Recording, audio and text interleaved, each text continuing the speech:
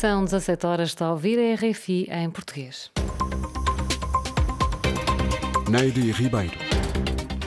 Na Guiné-Bissau, o ministro da Administração Territorial, Fernando Gomes, anunciou hoje que o recenseamento eleitoral com vista às eleições antecipadas, ainda sem data marcada, vai começar no próximo dia 10 de dezembro.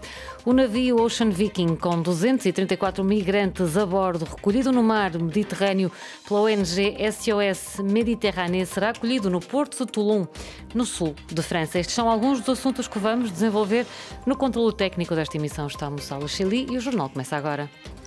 Bissau 94 FM. Na Guiné-Bissau, o ministro da Administração Territorial, Fernando Gomes, anunciou hoje que o recenseamento eleitoral com vista às eleições legislativas antecipadas, ainda sem data marcada, vai iniciar no próximo dia 10 de dezembro. A reportagem é de Moussa Baldé.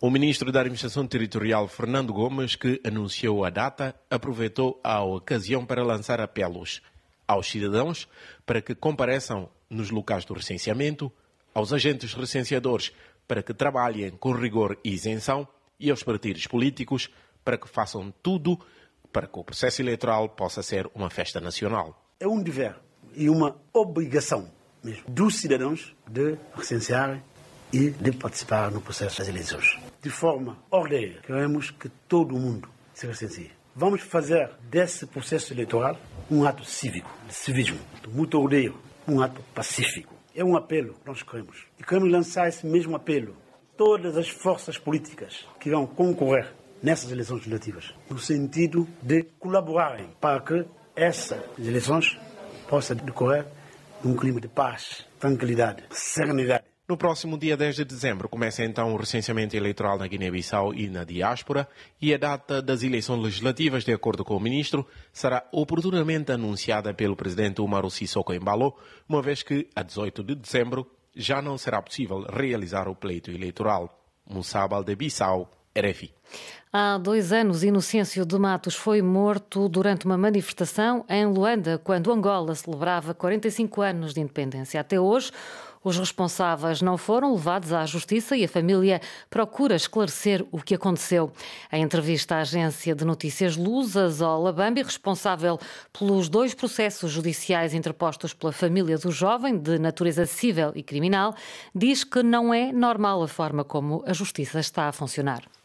Há um processo crime que foi intentado e também um processo civil que também foi ao tribunal, que está na 3ª secção, que foi para prevenir aquilo que é o direito na parte do que é material e moral a favor da família, que são os ilesados neste momento. Vários vícios teve o processo desde o início por falta mesmo de vontade de que se esclareça a verdade sobre a morte. Como defensor de direitos humanos e na condição de advogado, não acreditamos no nosso sistema de justiça por ser um sistema que está completamente dependente de um partido político e de um regime que não quer a transparência, mesmo nas coisas mais simples. Mas estamos confiantes que justiça será feita em atenção às leis que existem neste país e destas leis vamos fazer o possível, vamos exigir que no final sejam responsabilizados aqueles que cometeram esse ato, assim como o Estado angolano por não ter protegido a vida do Inocêncio. Tanto no processo civil, gostaríamos que daí seja a família, não é a resposta, porque a vida humana não tem preço, mas que a família seja indemnizada pela perda que tiveram de um parente. No sul de Angola, a seca afeta mais de 2 milhões de pessoas. Em entrevista à RFI, o diretor executivo da Associação Construindo Comunidades, que atua nas províncias da Huila e Cunene, diz que a situação é alarmante e leva as comunidades a migrar por causa dos efeitos das mudanças climáticas. Domingos Fingo alerta para o facto de ser fundamental criar condições para que as comunidades consigam viver nas localidades de origem. A nossa maior preocupação é que quando nós precisamos de valores para podermos minimizar o impacto desta situação que estamos a vivenciar no sul de Angola, nós praticamente temos dificuldade de acesso aos financiamentos. Por quê? Porque nós chegamos à conclusão que, para nós, o fundamental é criar condições de retenção da população nas suas localidades de origem. E esta retenção passa necessariamente pela criação de represas, pela criação de condições para que essa população tenha acesso à água. Por quê? Porque a água é fundamental. Então, tem que haver programas concretos a nível nacional para que as águas pluviométricas sejam, ainda que as chuvas caiam em períodos muito irregulares, mas que essas águas devem ser racionalmente aproveitadas. Domingos Fingo, diretor executivo da Associação Construindo Comunidades, que atua nas províncias angolanas da Huila e Cunene, ele que é o convidado de Lígia Anjos esta quinta-feira. Patrício Trovoada foi nomeado primeiro-ministro de São Tomé e Príncipe pelo Presidente da República, Carlos Villanova, segundo um decreto presidencial hoje publicado. O partido de Patrício Trovoada, ADI, foi o mais votado nas eleições de 25 de setembro, conquistando a maioria absoluta, 30 assentos parlamentares, mais 5 que na anterior legislatura. Patrício Trovoada tornou-se assim chefe do 18º Governo Constitucional de São Tomé e Príncipe. A posse do novo primeiro-ministro será amanhã e o Governo toma posse na próxima segunda-feira. É o 5º dia da Conferência das Nações Unidas sobre alterações climáticas a decorrer em Sharm el-Sheikh, no Egito.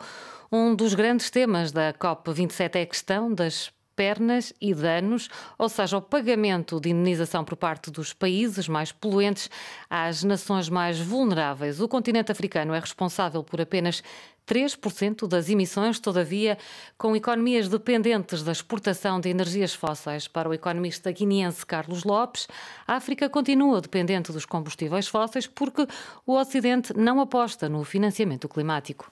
Os dirigentes africanos têm um discurso que precisa de ser entendido. É um discurso sobre o pragmatismo. Ou seja, se nós tivermos acesso a financiamento dirigido para baixa intensidade de carbono, essa é a escolha, não há a mínima dúvida. Mas se esse investimento não estiver disponível e só o outro estiver disponível, nós vamos para ele. Não se pode, por exemplo, para ter uma comparação clara, os países europeus de repente ficarem muito interessados em voltar aos combustíveis fósseis, ao gás e até ao carvão, que é o mais poluente de todos, por causa da crise na Ucrânia e do seu déficit de energia proveniente da Rússia, e justificar isso dizendo que é por razões pragmáticas para assegurar o direito ao acesso à energia e ao mesmo tempo terem um discurso que eu diria hipócrita de considerar que os outros não têm direito de ser pragmáticos também. Se houver financiamento climático, o que até agora não tem acontecido, a escolha dos africanos é fácil, mas neste momento é mais provável que companhias que aliás têm a sua sede nos países ocidentais, companhias de combustíveis fósseis, venham com os capitais necessários para poder produzir gás ou extração de petróleo, etc., e não haver dinheiro para a transição climática. O economista guineense Carlos Lopes, entrevistado aqui por Cristiana Soares. O navio Ocean Viking, com 234 migrantes a bordo, recolhido no mar Mediterrâneo pela ONG SOS Mediterrânea, será acolhido no porto de Toulon, no sul de França. Ainda assim, as autoridades de Paris denunciam aquilo que consideram ser a escolha incompreensível de Roma ao recusar acolher o barco. O anúncio foi feito esta tarde pelo ministro da Administração Interna, Gérald Darmanin, à saída do Conselho de Ministros. Face a cette situation, perante esta situação, as autoridades francesas tomaram a decisão, com caráter excepcional, de responder ao comportamento inaceitável do governo italiano e convidar o navio a dirigir-se ao porto militar de Toulon. O barco deveria lá chegar nesta sexta-feira, 11 de novembro, ao fim da manhã. Assim que o navio tiver chegado, todas as medidas serão tomadas para fornecer a assistência de saúde e médica necessária aos respectivos passageiros. As pessoas sem direito a pedir asilo ou residência em França serão imediatamente alvo de expulsão. A França não é única na gestão destas pessoas socorridas no mar e pode contar com o apoio dos seus parceiros europeus. A Alemanha comprometeu-se, nomeadamente, em aceitar no seu território 1/3 dos passageiros do Ocean Viking, suscetíveis de beneficiar do direito de asilo ou autorização de residência. Outros Estados europeus, a quem agradecemos desde já, estão neste momento a dar-nos conta do número de pessoas que desejam receber no seu território. As palavras do ministro francês da Administração Interna, Gérald Darmanin, dobrado aqui por Miguel Martins. É o ponto final neste bloco informativo.